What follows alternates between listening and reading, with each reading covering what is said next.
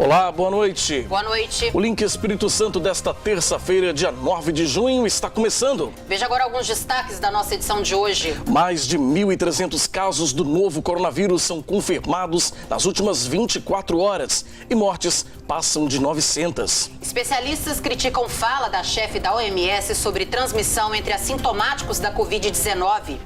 Sem estudos sobre os efeitos do novo coronavírus nas grávidas e nos bebês, isolamento deve ser regra para gestantes. Governador pede adequações do setor de turismo para novas normas sanitárias. Em Cachoeiro de Itapemirim, a Prefeitura disponibiliza videoaulas para os moradores se exercitarem durante a pandemia. E tem ainda os destaques de outras regiões do estado nesta terça-feira. O Link Espírito Santo já está no ar.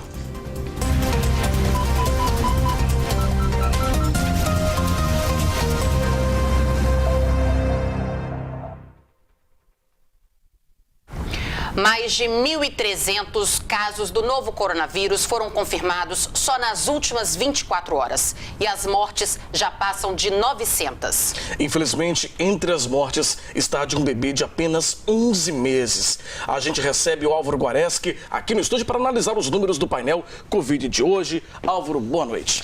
E Fabiano, boa noite. Boa noite, Adriana. Boa noite, Álvaro. Pessoal de casa. Pois é, vamos mostrar aqui, olha só, com as datas da pandemia que a gente sempre abre o painel Covid. O mês de junho está sendo marcado, os primeiros dias desse mês, por recorde atrás de recorde. No dia 2, nós batemos recorde de mortes e casos confirmados em 24 horas. Depois, no dia 3, de casos confirmados. No dia 4, de mortes. Ontem, nós batemos recorde de casos confirmados e hoje, mais uma vez, 1.305 casos confirmados de Covid-19 em 24 horas. Vamos dar uma olhada só enquanto o painel estava registrando. Olha, ontem eram 20.659 casos confirmados, hoje 21.964 casos confirmados, quase 22 mil casos confirmados, né?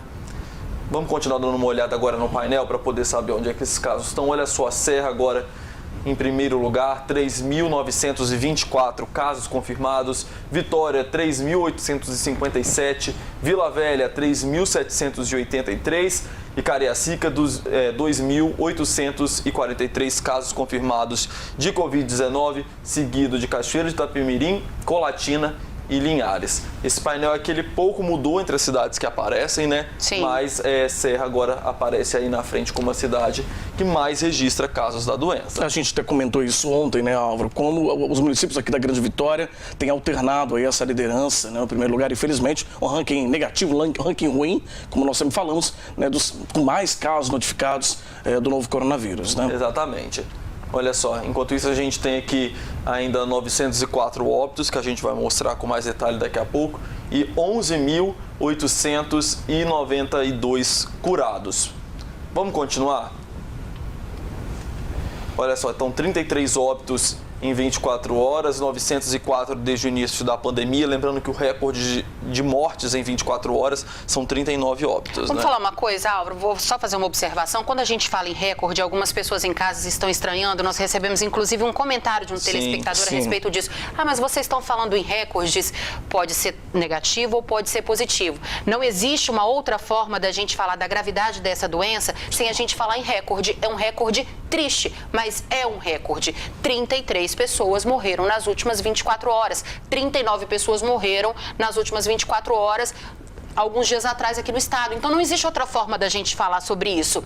É um recorde triste, mas é. E a gente vem superando diariamente esses números, infelizmente. Pois é, Adriana, aproveitando que você já começou a falar sobre essa situação, que a gente fala recordes, né? Se referindo ao dia que registrou o maior número de casos até o momento, algumas mensagens também a gente recebe de telespectadores questionando sobre a nossa divulgação. Às vezes não entendem que esses números aqui são, gente, de pessoas que morreram por Covid. A gente não está passando o número de mortos que aconteceu no estado inteiro nas últimas 24 horas. São os óbitos por Covid. Eles são realmente chocantes, esses números que a gente fala aqui. Não é para criar um pânico na população, mas esses números são realmente por Covid. Não há nada, a gente não está escondendo nada de vocês quando a gente passa esses resultados. É realmente o que está mostrando. 33 pessoas morreram por Covid-19. Elas não morreram em decorrência de outras coisas. Elas morreram por Covid-19. Inclusive,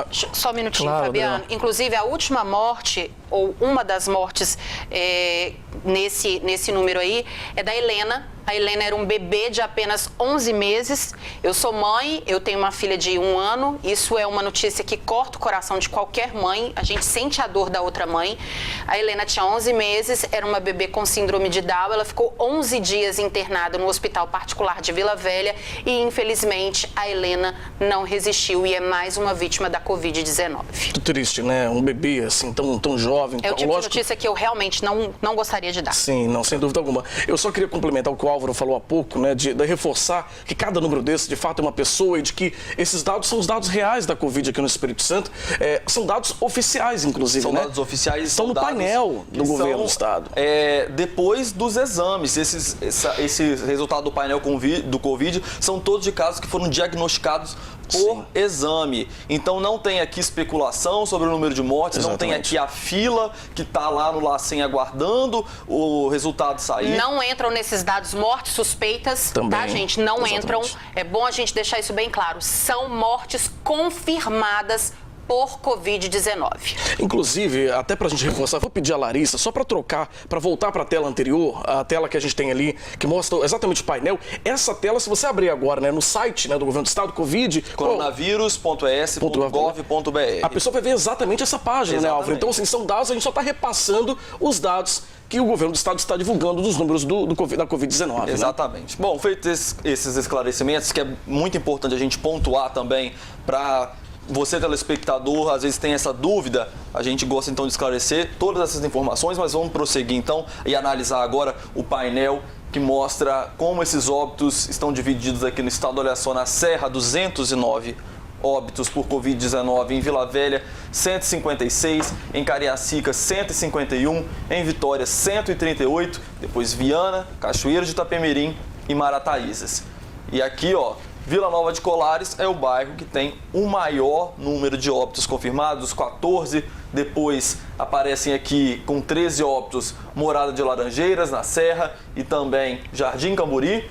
E aí em seguida Campo Grande, em Cariacica, bairro das Laranjeiras, na Serra, Feu Rosa, na Serra, Nova Carapina 1, na Serra, Vila Velha, Itapuã, com 10 casos de pessoas que morreram por Covid-19, e o painel, inclusive, já registra aqui na faixa etária um óbito de uma pessoa entre 0 e 4 anos, que muito provavelmente Aí é a o óbito Helena, da que a gente né? acabou de falar. Sim.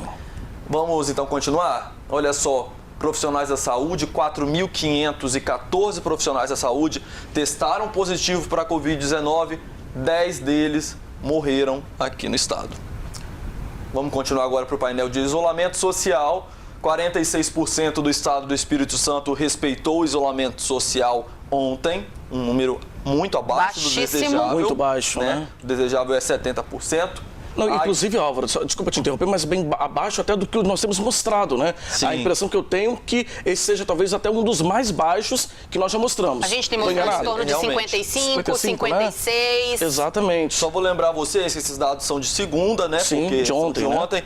Então, de domingo é sempre o maior resultado, né? Normalmente na semana. Sim. E já era baixo.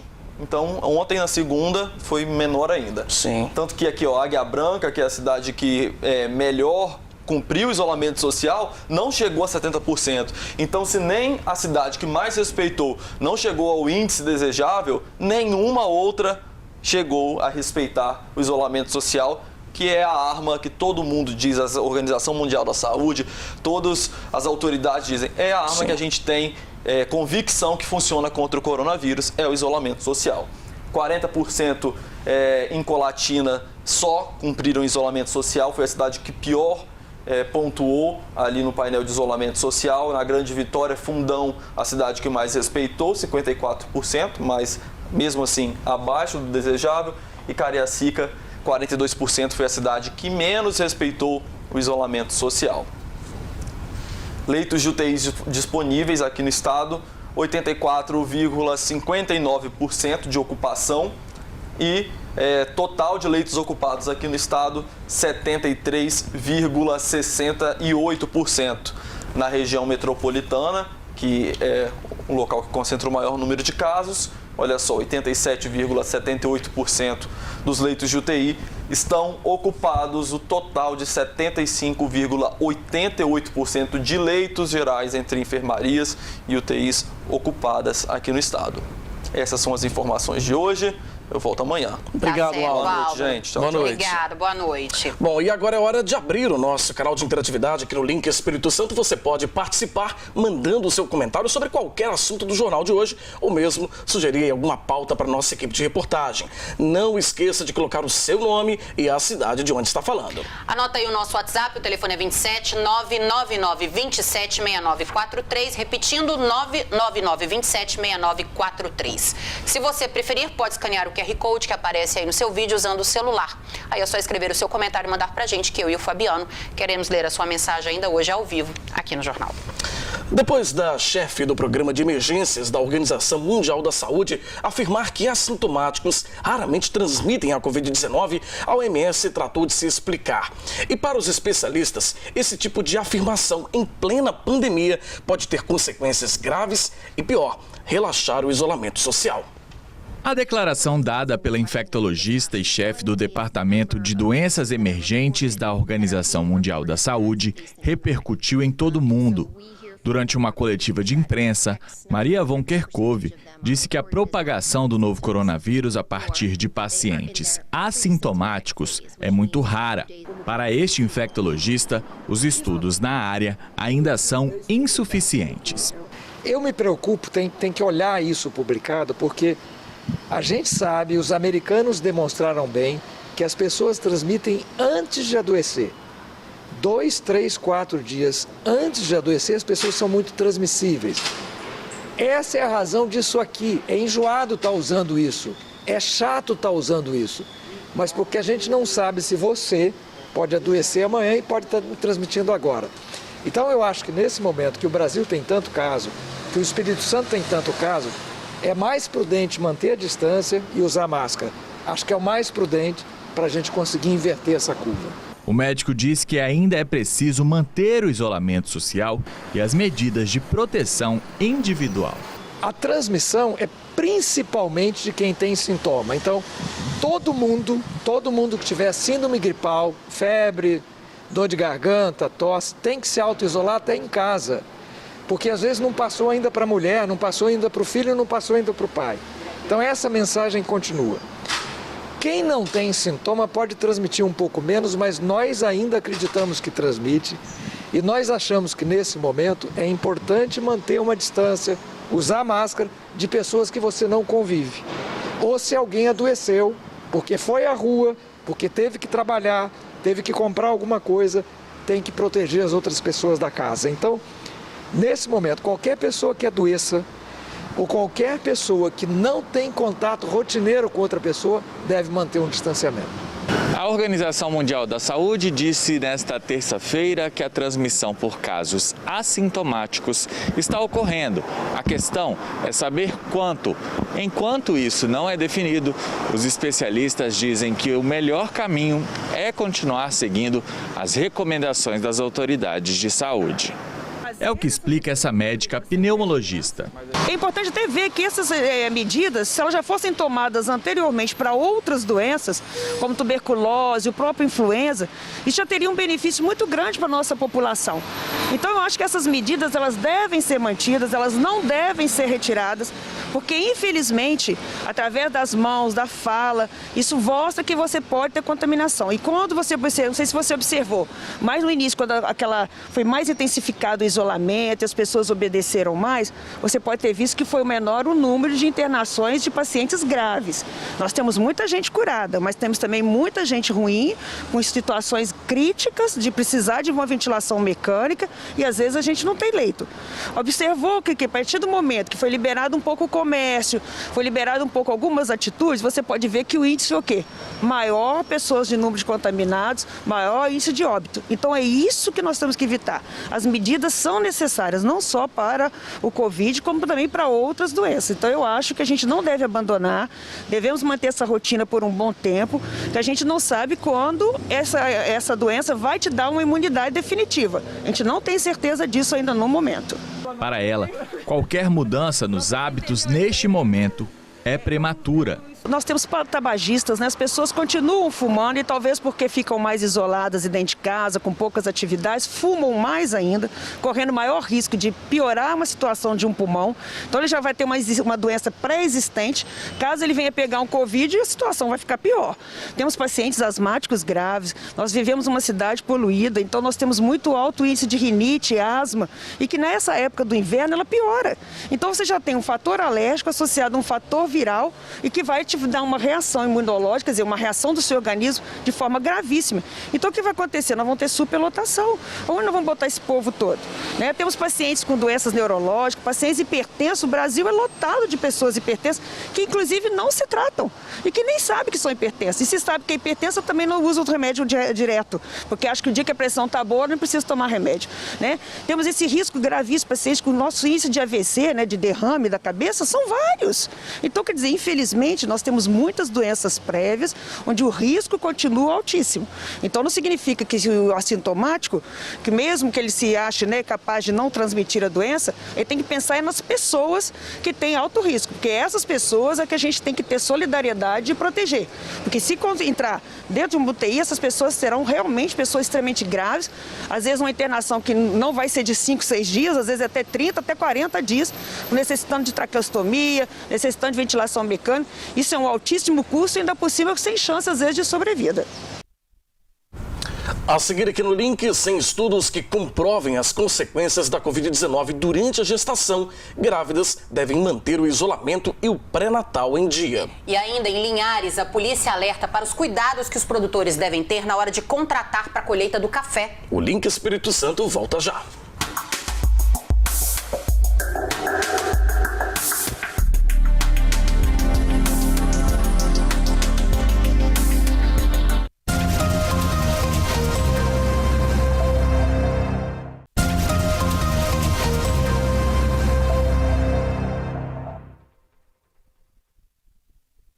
A Covid-19 é uma doença nova, sem muitos estudos ainda, especialmente nos impactos do vírus sobre gestantes e os bebês.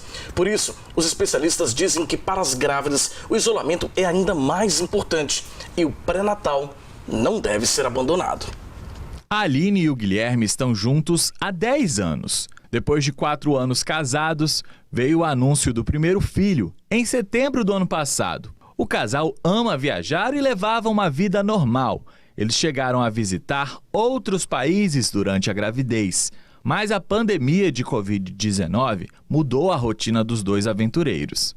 O João Guilherme nasceu em maio, mas desde março os pais já estavam em isolamento. Durante a gravidez, depois dos 7 meses, a gente precisou se isolar. Ficou em casa só eu e meu marido, a gente teve que terminar de arrumar todo o enxoval, todo o quartinho. Muita coisa ficou para trás, para depois, mas a gente foi se virando, comprando online. As compras, supermercado, farmácia, tudo chega aqui em casa, a gente compra pela internet, higieniza bastante, passa água, sabão. Eu falo que em pleno século XXI, nunca imaginei dar banho no arroz, mas a gente tem feito isso também. O sorriso largo do João Guilherme é capaz de encantar qualquer um, mas os amigos e parentes tiveram que conhecer o bebê de uma forma bem diferente. Quando o João saiu da maternidade, muita gente queria conhecer ele, os tios, os bisavós, os avós. A gente passou de carro com o vidro fechado, conhecendo a distância, mas foi o jeito que a gente encontrou. O nosso chá também foi feito de surpresa, nossos amigos mandaram fraldas aqui para casa, com recadinhos para lá de especial, emocionou bastante. Toda essa rotina adotada pela Aline durante e depois da gestação tem um motivo. As grávidas estão incluídas no grupo de risco de pessoas que podem ter complicações provocadas pelo novo coronavírus. Não tem muitos estudos qual é a repercussão do vírus nas gestantes que adquirem no início da gestação. Causa malformação? Aumenta o risco de aborto? E essas respostas ainda não são obtidas. Durante a evolução da gestação, poderia levar alguma repercussão no funcionamento da placenta ou até de malformação desse bebê? também não foram respondidas ainda. Então, é muito importante que toda gestante realmente evite, faça o isolamento, evite contatos, manter o distanciamento das pessoas, manter sempre de máscaras. Os contactantes, se tiverem alguns sintomas, que tentem se afastar dessas gestantes. Existiu recentemente um trabalho publicado mostrando, foi na França, a primeira transmissão vertical, quer dizer, transmissão pela placenta de um bebê. A mãe ela teve a doença no final da gestação e esse bebê nasceu com sintomas neurológicos e que parecem estar associados ao vírus. Para reduzir as chances de contágio, a médica conta que a rotina também mudou nos hospitais. Não é permitido mais as visitas hospitalares dos familiares. A maioria dos hospitais particulares permite a presença de um acompanhante. Nos hospitais públicos, no parto normal, só da metade por exemplo, no hospital que eu trabalho, da metade do trabalho de parto para frente. Mas cada hospital tem as suas regras, as suas rotinas. E a presença na cesariana hoje tem sido muito dificultada, porque é mais uma pessoa na sala. Então, o acompanhante ele tem sido um pouco tirado desse contexto. Mesmo que as grávidas não tenham nenhum fator de risco, fazer o pré-natal e seguir o acompanhamento médico é muito importante. O pré-natal ele permite, através dos exames laboratoriais e clínicos, avaliações de patologias. E aí você pode intervir para evitar complicações. Então é importante que continue, que essas gestantes tenham acesso ao pré-natal, mas na rede, o pré-natal habitual, há muitos postos não estão funcionando, então isso é uma dificuldade para as gestantes. O que a gente tem feito é que, dependendo na gravidez de alto risco, dependendo da fase em que a gestação está e de acordo com a avaliação médica, às vezes aumentando um pouco o intervalo entre as consultas. Tem fases das gestações em que isso é possível. A médica reforça a necessidade de seguir as recomendações para reduzir as chances de infecção. Manter sempre a higienização das mãos, evitar botar a mão no rosto, sempre que for pegar o bebê antes, use o álcool gel ou lave a mão com água e sabão e evitar de ficar saindo na rua. Isso para gestantes, em especial, como existem muitas dúvidas nessa fase da vida, eu acho que vale a pena realmente manter. A Secretaria de Estado da Agricultura lançou uma cartilha para orientar os produtores rurais sobre os riscos da Covid-19. Quem tem as informações para a gente é o Altemar Collen. Boa noite para você, Altemar. Olá, boa noite, Adriana, boa noite, Fabiano, boa noite a todos que nos acompanham aqui no Link Espírito Santo. E agora a gente fala de ações que tentam minimizar a proliferação do coronavírus entre trabalhadores do campo. A SEAG, a Secretaria Estadual de Agricultura, Abastecimento, Aquicultura e Pesca, formulou 2 cartilhas, uma com dicas para a colheita do café e outra com medidas a serem colocadas em prática nas feiras livres. É claro, nos municípios em que essa prática está liberada, não é o caso aqui de Colatina. O secretário da pasta, o colatinense, Paulo Folletto, acredita que essas ações estão colaborando para a luta contra a Covid-19. O Espírito Santo é um dos principais produtores de café do Brasil. Fica atrás apenas do estado de Minas Gerais. Estamos em plena colheita do produto e, em tempo de pandemia, todo cuidado para evitar a contaminação entre trabalhadores é de suma importância. E conforme explicou Paulo Folletto, titular da Secretaria de Estado da Agricultura, Abastecimento, Aquicultura e Pesca, foi criada uma cartilha para orientar produtores e seus colaboradores nesse momento confuso. O momento mais importante da agricultura capixaba, que é a safra e a colheita do café. Nós tivemos uma surpresa não muito agradável, que neste ano houve uma quebra de safra não prevista. Lá atrás, a Conab previu uma safra praticamente igual do ano passado, com 200 mil sacas a menos, mas nós não teremos os 14 milhões previstos. Nós possivelmente teremos uma quebra de 20%, se não um pouco mais. Por que eu falo isso? Porque a gente está vivendo com intensidade a panha do café e nós estamos conversando com produtores, com cooperativas, com prefeitos E eles têm relatado isso para nós, a base está falando isso.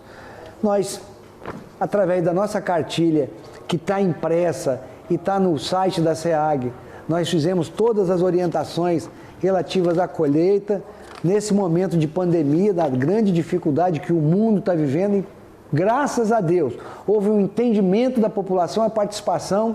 Essa cartilha tem sido adotada pelos cafeicultores, pelos produtores, na hora de apanhar o café, aumentando o distanciamento, guardando questões relativas à saúde humana. O homem do campo, a exemplo de vários outros setores, foi impactado diretamente pela pandemia do coronavírus.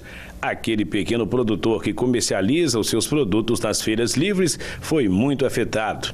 Apesar da liberação do governo estadual para o funcionamento das feiras, existem municípios que estão inseridos em um risco de proliferação maior da doença e ainda estão com essas atividades suspensas. Onde esse tipo de comércio é permitido, a SEAG também criou a cartilha para ajudar quem vende e quem compra o produto. Segundo o folheto, uma ferramenta completa para orientar essas pessoas. Também fizemos a cartilha com todas as orientações, todas as duas baseadas nas orientações da Secretaria de Saúde, que assina conosco, além de todos os agentes da agricultura capixaba. Nós não temos uma definição, a nossa recomendação é que não há necessidade de fechar, mas o Supremo Tribunal Federal já disse que é a prefeitura que define essas questões. Então, nós não vamos polemizar com nenhum prefeito, com orientação, com a manutenção de distanciamento, com segurança. A feira pode ser aberta, pode existir, mas a gente não pode interferir localmente. Alguns locais, alguns municípios estão com grande quantidade de casos e as prefeituras definem pela não abertura das feiras. Essa definição, essa decisão final não é do Estado, é das prefeituras, e a gente tem que respeitar isso. E os casos de Covid-19 confirmados em Colatina já passam de 500. E ontem, mais 2 mortes pela doença foram confirmadas aqui no município.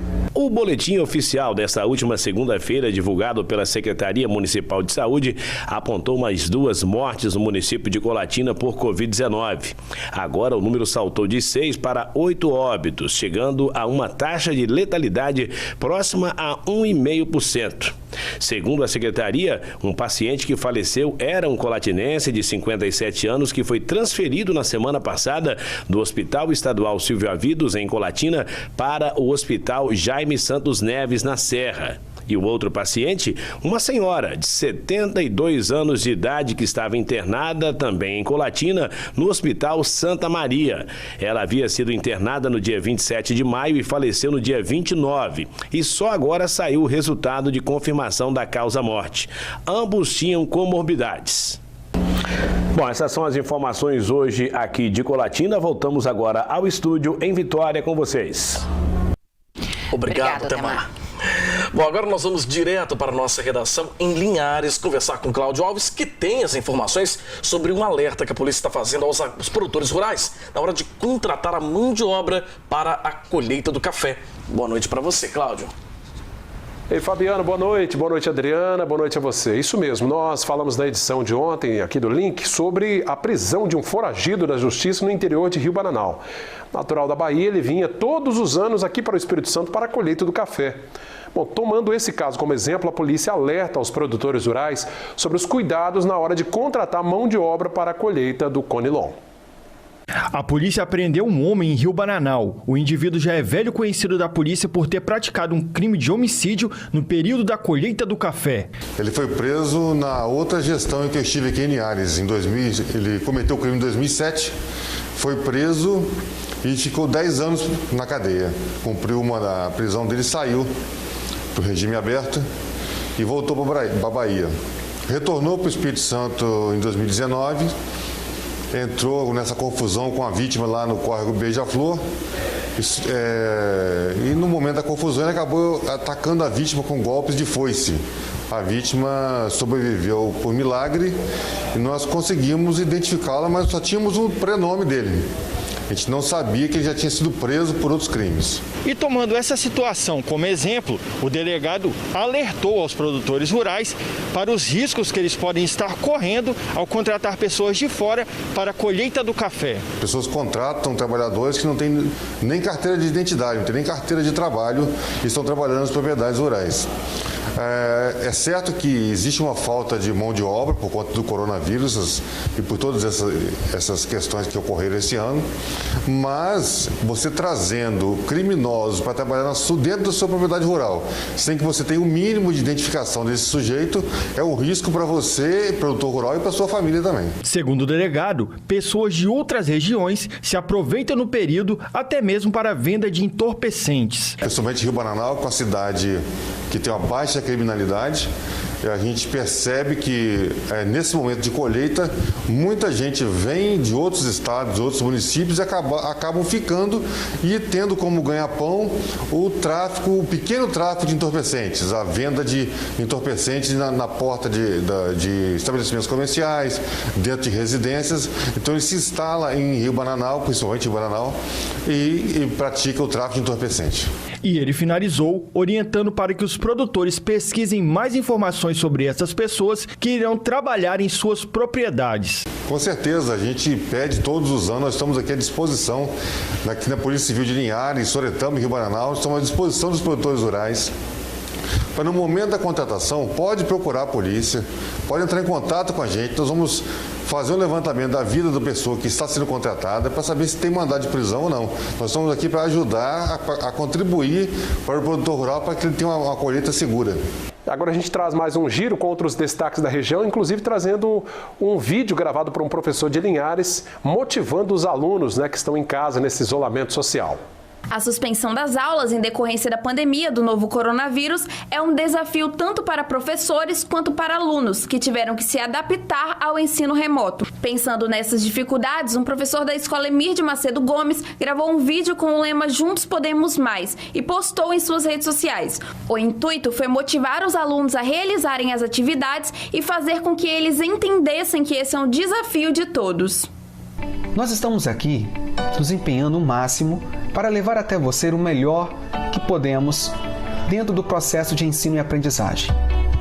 Estamos selecionando os materiais, buscando outros vídeos, acessando outros recursos que possam disponibilizar a cada um método fácil, um método dinâmico, que na sua casa você possa colocar em prática. Ou seja, nós estamos levando até você o melhor para que você não desista dessa caminhada, para que você fortaleça ainda mais os seus estudos. Nós não podemos parar e nós acreditamos em cada um de vocês. Em votação realizada nesta segunda-feira na Câmara Municipal de Linhares, foi rejeitado o projeto de lei que previa a redução do salário dos parlamentares. Foram 11 votos contrários à proposta e 2 favoráveis. De acordo com o projeto de lei, o subsídio, que hoje é de R$ 6.192, passaria para R$ 1.540. Com a rejeição, o valor não sofrerá alteração na próxima legislatura. Na última semana, equipes da Secretaria Municipal de Saúde realizaram testes em idosos assistidos pelo Lar Abrigo de Luz, localizado no bairro Interlagos. Foram cerca de 39 idosos e todos testaram negativo para a Covid-19. Os testes foram realizados como uma medida de prevenção para conter um possível surto e proteger a vida dos assistidos pelo abrigo. Por hoje é só. Fabiana, Adriana, boa noite para vocês. Eu volto com vocês em Vitória. Até amanhã. Obrigada, Cláudio. Até amanhã. A seguir aqui no Link, o governo discute ações para a retomada do turismo e o Ministério do Turismo lança protocolos sanitários para 15 segmentos. E ainda em Cachoeiro de Itapemirim, a Prefeitura disponibiliza videoaulas para os moradores se exercitarem durante a pandemia. O Link volta já.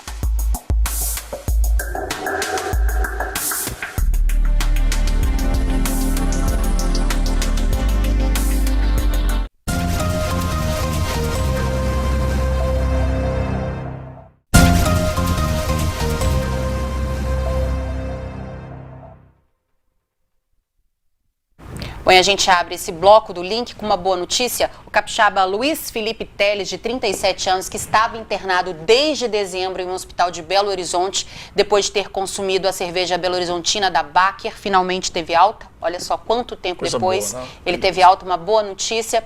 11 pessoas já foram indiciadas nesse caso da Baker. Infelizmente, o sogro do Luiz Felipe, que também passou mal, não resistiu e morreu. Mas o capixaba está bem e agora ele vai se recuperar e acabar de se recuperar ao lado da família. Uma boa notícia, né?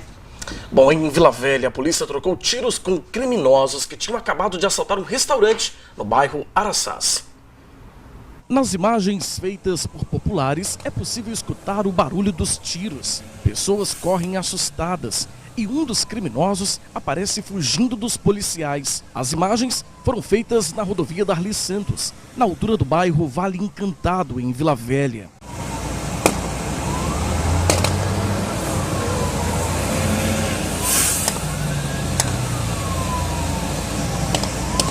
A troca de tiros aconteceu depois do bando assaltar um restaurante no bairro Araçás, na manhã desta terça-feira.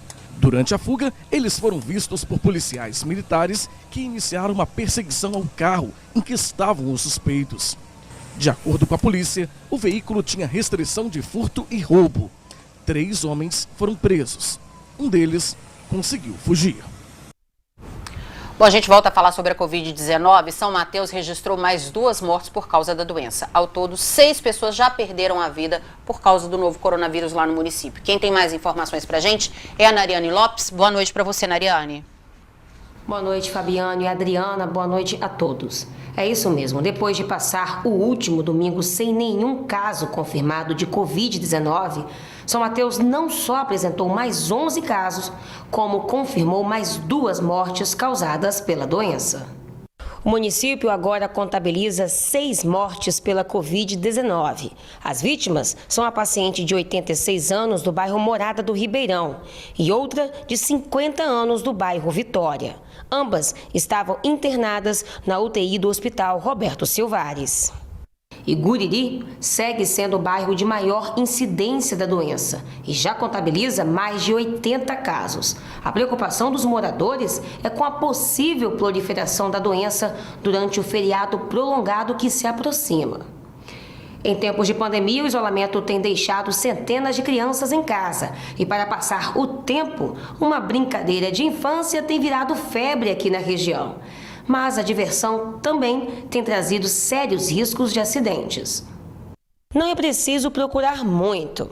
Basta olhar para o céu que você já encontra o brinquedo no ar. As pipas caíram na graça das crianças e até adultos neste período de quarentena. A atividade, que estava um pouco esquecida nos últimos tempos por conta do avanço da tecnologia, está de volta. Mas a brincadeira, apesar de divertida, traz sérios riscos de acidentes, principalmente com o uso de materiais cortantes como o cerol. É inegável o quanto é divertido soltar pipa. Nesse momento que a gente está mais recluso, né? A gente tem possibilidade de refletir tantas coisas, a gente também tem um momento de diversão para dar uma paz mental. A pipa, obviamente, é um recurso relativamente barato, onde a gente consegue se divertir, mas exige muitos cuidados. Quando a gente pensa em pipa, existe a linha muitas vezes vem seguida do cerol. O cerol, por exemplo, é condutor de energia. Então, quando a gente tem uma rede elétrica próxima e faz o uso da pipa, brinca com a pipa, a gente tem que se lembrar desse detalhe. Recomendo-se não usar o cerol, porém ele também tem os seus motivos de estar ali, né? A pessoa, o usuário, põe por algum motivo, para a questão da competição, etc. Porém, existe esse risco. Então, a recomendação é não usar o cerol, mas, primeiramente, não fazer o uso, não soltar pipa em locais com rede elétrica, ou um local elevado, onde existe a possibilidade de queda, ou um local com um grande fluxo de veículo, porque, querendo ou não, a gente fica entretido com a atividade, a gente se prende daquela forma e a gente pode acabar ficando um pouco relaxando um pouco naquele momento e entrar na frente de algum veículo, ou mesmo um pedestre. Em momentos de Covid, momentos de reflexão que exige uma consciência de cada um, a gente tem que abrir mão de certas coisas em prol de outras. Então, se a atividade é tão prazerosa, se é tão interessante soltar pipa, por que não soltar de uma forma que a gente consiga regular esse risco? Então, assim, o uso da linha específica é interessante? Mas será que vale a pena o risco? Vale a pena botar outra pessoa que está em risco também, né? Botar outra pessoa em risco? Eu acho que vale da reflexão de cada um. Mas o ideal seria a linha de algodão por ela ter essa peculiaridade de ser menos cortante, mas bem menos perigosa. De acordo com a Lei número 8092, de 5 de setembro de 2005, é proibido a fabricação e a comercialização de cerol ou qualquer produto originado da mistura de cola e vidro ou outro produto abrasivo em linha ou cordão de empinar papagaio, pipa ou similar. E por hoje é só, Fabiana e Adriana, eu volto com vocês aí no estúdio. Uma boa noite a todos e até amanhã com mais notícias aqui de São Mateus e da região. Obrigado, Nariane. O governador Renato Casagrande e o secretário de Estado do Turismo, Durval Liana, se reuniram hoje por meio de uma videoconferência com representantes do setor para discutir a retomada das atividades. Foi apresentado um protocolo sanitário do Ministério do Turismo para 15 segmentos. O governador Renato Casagrande disse durante a coletiva que reconhece que o setor do turismo é o mais prejudicado com as medidas de isolamento social. O turismo vive da presença das pessoas nas pousadas, nos hotéis, nos restaurantes, nos bares, né?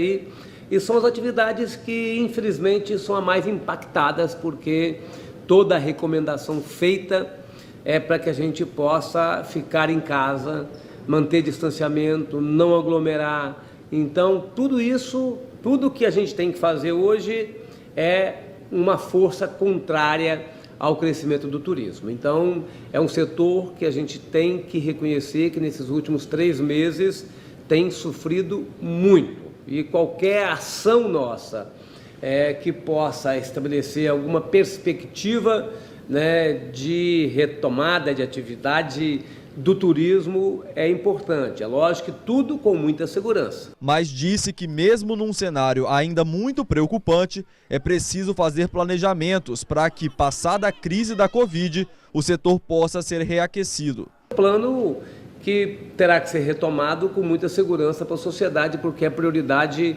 é a prioridade das pessoas, de salvar a vida das pessoas. Então, é bom a gente poder estar debatendo o tema, mas sabendo que a gente está vivendo momentos de muitas dificuldades, mas as dificuldades não podem paralisar a nossa atividade e a nossa ação. Entre as ações anunciadas pelo secretário do Turismo, Durval Liana, está um selo elaborado pelo Ministério do Turismo com vários protocolos de segurança. Nós temos hoje um conjunto de 15 protocolos de segurança para atividades específicas do turismo que são diferentes. É diferente você pegar uma van e saber que procedimentos aquele empreendedor precisa ter, ou ir num parque aquático, ou ir num hotel, numa pousada. Então, os protocolos de saúde sanitária avalizados pela Anvisa, é bom acrescentar isso hoje, eles estão disponíveis a partir dessa semana, disponibilizados pelo Ministério do Turismo e recomendados por nós, todos os estados do Brasil. Essa configuração nacional tem um objetivo importante. Primeiro, de unificar a informação, de unificar a mensagem, procedimentos que foram constituídos por especialistas, por infectologistas e avalizados pelas instituições representativas dos diversos segmentos. O selo é de graça e garante ao turista que aquele setor está cumprindo as regras. É a grande oportunidade de um turista chegar num determinado estabelecimento, entrar num ônibus, identificar esse selo, que é essa imagem, e ali ele vai encontrar um QR Code, que significa, que dá um caminho para que ele conheça quais protocolos devem ser seguidos, precisam estar sendo seguidos por aquele empreendimento ali, para que ele tenha a segurança adequada para poder ali vivenciar aquela experiência do destino, do equipamento, daquele hotel, enfim, aonde ele procurou para vivenciar a sua experiência turística. Só lembrando, né, Fabiano, que quinta-feira é feriado, mas isso não significa que seja hora de viajar, que seja hora de ir para as montanhas ou de ir para a praia. É hora de isolamento social, de ficar em casa. É isso aí. Bom, e quem mora em Cachoeiro de Itapemirim e gosta de se exercitar, já tem uma nova opção. É que a Prefeitura da cidade está disponibilizando videoaulas para os moradores. Quem tem os detalhes para a gente é o Samuel de Fraga. Boa noite, Samuel. Oi, Fabiano. Oi, Adriana. Muito boa noite para vocês e para todos que nos acompanham. Olha, isso mesmo, hein? Os moradores da sede do interior estão tendo acesso ao material como alternativa para a prática de exercícios físicos em casa, com o objetivo de impedir a concentração e circulação de pessoas em espaços públicos de esporte e lazer aqui em Cachoeiro. Mantém. São aulas de zumba, de treino funcional, de ginástica, de alongamento e de relaxamento. Os conteúdos podem ser acessados gratuitamente por qualquer pessoa. As videoaulas estão sendo publicadas no canal Nosso Esporte Cachoeira em Casa, criado para que os alunos dos núcleos de qualidade de vida da Prefeitura e os demais interessados continuem as atividades nesses dias de isolamento social. A Prefeitura tem investido na modernização e de forma que a gente possa acompanhar essa necessidade de reinvento de todas as áreas, né? Não só na área de esporte, mas de todas as áreas da Prefeitura. E o esporte não poderia ficar para trás. Nós estamos então com um canal do YouTube específico do programa Nosso Esporte Cachoeiro, onde os nossos profissionais fazem todo um acompanhamento, não só pelo canal, mas também por telefone ou por WhatsApp. Nossos profissionais estão à disposição. Nós tínhamos mais de 4.000 pessoas participando dos núcleos de qualidade de vida e a gente não poderia deixar então todas essas pessoas sem um acompanhamento. As aulas são postadas no canal toda semana e além dos exercícios, o praticante recebe todas as dicas necessárias para a prática de cada atividade física, que tem grandes benefícios para a saúde.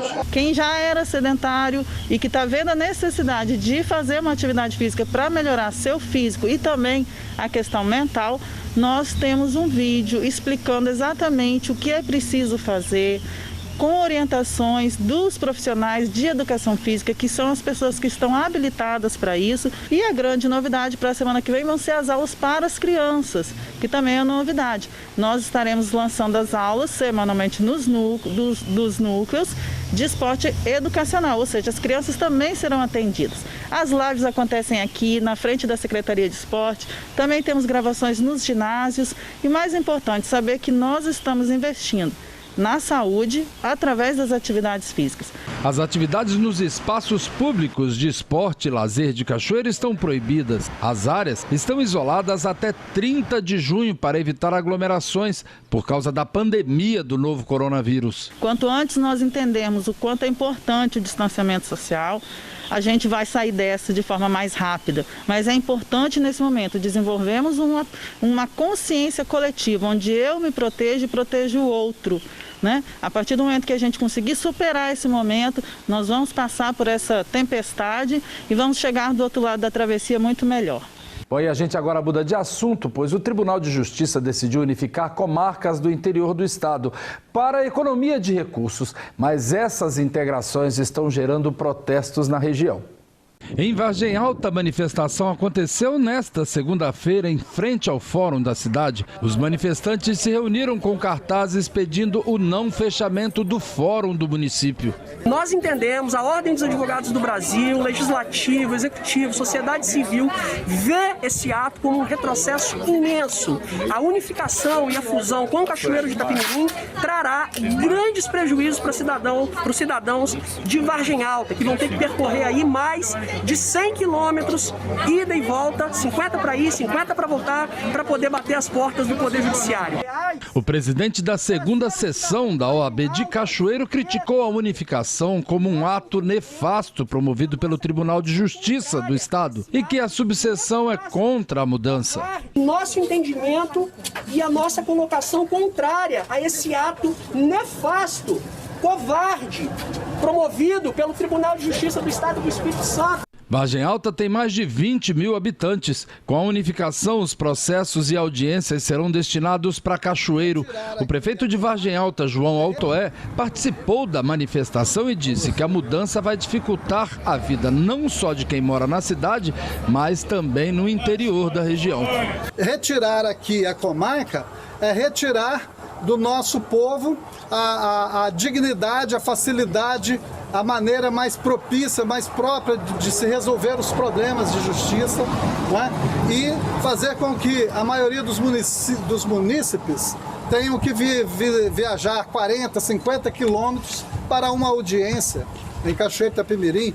Eu não consigo enxergar, não é isso? A necessidade de se tirar de Vargem Alta, né, o nosso fórum. Depois, os manifestantes saíram numa carreata pelas principais ruas da cidade de Vargem Alta.